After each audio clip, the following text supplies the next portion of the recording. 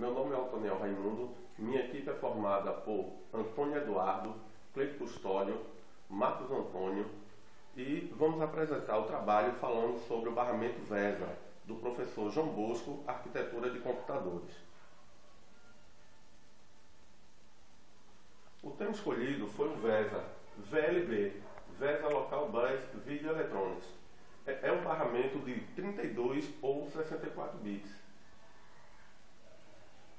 Esse barramento ele surgiu por volta de 1993. É um barramento de 32 bits, trabalha numa frequência de 33 MHz, oferecendo taxas de transferência teórica de até 133 MB por segundo. O motivo dele ser criado foi criado justamente para atender uma necessidade das placas de vídeo, que na época não tinha tanta velocidade, né, exigida como tem hoje o barramento ISA. Pelo fato do barramento ISA não oferecer suporte a grandes velocidades, foi esse um dos motivos do barramento VESA ter entrado no mercado. O barramento VESA nada mais era de que um complemento do barramento ISA. Eis aqui o barramento ISA e adiante tinha-se um complemento do ISA em uma cor diferenciada, geralmente essa cor marrom, que era a extensão desse slot, né, que formava o barramento VESA. E temos aqui o sucessor tanto do ISA como do VESA, né, que essa placa aqui não tem um suporte, é só para ilustração. Temos os slots PCI. Lembrando que o barramento VESA, pelo fato de consumir grande quantidade de energia elétrica, ele estava limitado até 3 slots por placa.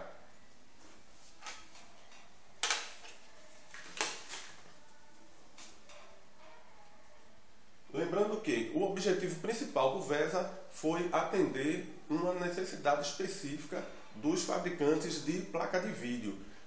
Pelo fato de oferecer grandes velocidades, foi desenvolvida essa tecnologia também, chegou a atender a parte IDE. Há outros dispositivos, né, como IDE, que favorece HDs e CD-ROMs. O VLB funciona na mesma frequência da placa-mãe, ou seja, um 486DX250, onde a placa-mãe funciona a 25 MHz, o VLB funciona também a 25 MHz. Ou seja, se a placa-mãe fosse de 50 MHz, o VLB, que é o barramento, o VESA, funcionaria também a 50.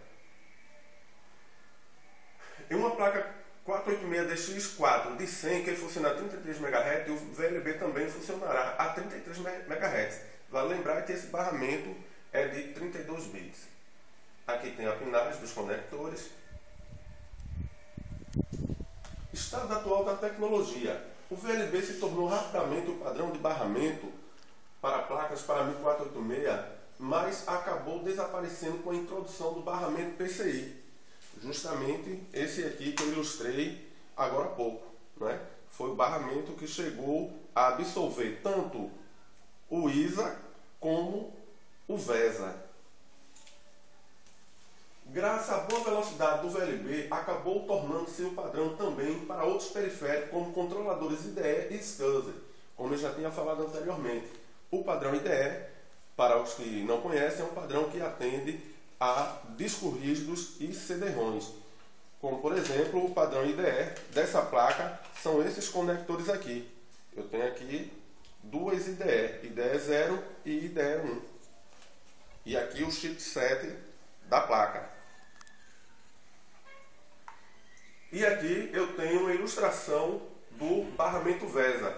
Como vocês podem ver, aproxima aí, Ariane. Temos aqui o slot ISA, seguido desse slotzinho marrom, que é um complemento do ISA e formando assim o barramento VESA. Ok? Temos aqui, ó. Segura aí, Ariane. Aqui eu tenho o barramento ISA com esse complementozinho do barramento que forma o barramento VESA. As desvantagens do VLB são falta de suporte a busmastering. Busmastering. Pronto, eu tenho aqui, dei uma pesquisa aqui na internet. É controlado. Busmastering é um recurso suportado por algumas arquiteturas de barramento que permite que um controlador, principalmente disco rígido, unidade de CD-ROMs conectados à interface IDE SATA, se comunique diretamente com outro dispositivo. Ou seja, a memória. Quem monitora essa operação não será o processador, e sim o chipset da placa-mãe. Ok? Busmastering é um recurso suportado por algumas arquiteturas de barramento que permitem que um controlador, principalmente o disco rígido e as unidades CDs conectadas a elas, se comuniquem diretamente com outro dispositivo. Ou seja, se comunicam direto.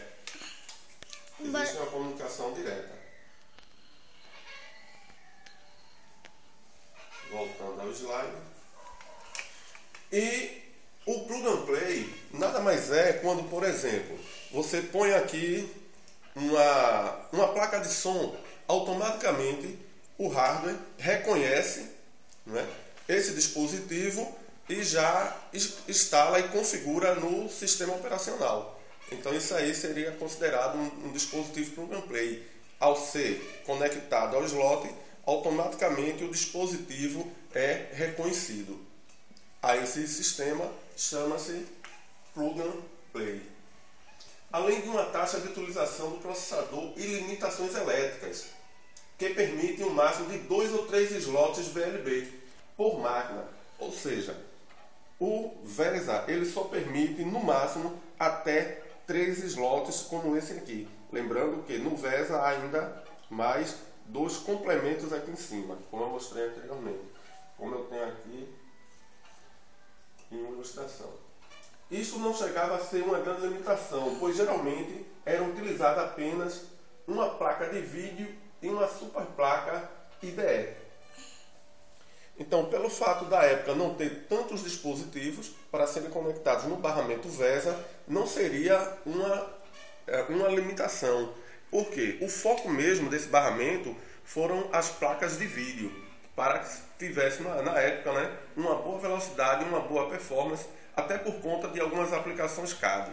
Aí se deu-se a necessidade desse barramento, que mais tarde veio a ser, digamos assim, absolvido pelo barramento PCI e outros sucessores como o AGP. Então, fico por aqui. Um abraço a todos e até a próxima ADE.